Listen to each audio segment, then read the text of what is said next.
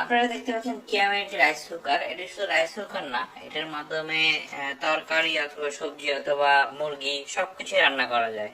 এটির উপরে দেখতে পাচ্ছেন একটি ঢাকনা এটির সাথে দেওয়া আছে, এবং এটির সাথে একটি স্টিম স্টিমের সাহায্যে রান্না করার জন্য একটি ব্যবস্থা আছে। এই ফুটা দিয়ে এটির মাধ্যমে আপনারা ডিম সিদ্ধ অথবা আলু সিদ্ধ অথবা মোমো বানাতে পারেন। এবং দেখতে পাচ্ছেন এটার সাথে দুইটা প্যান দেওয়া আছে, উপরে একটা প্যান, এটার সাহায্যে আপনারা সবজি রান্না করতে পারবেন, এবং আরেকটা প্যান যেটির সাথে আপনারা রাইস রান্না করবেন।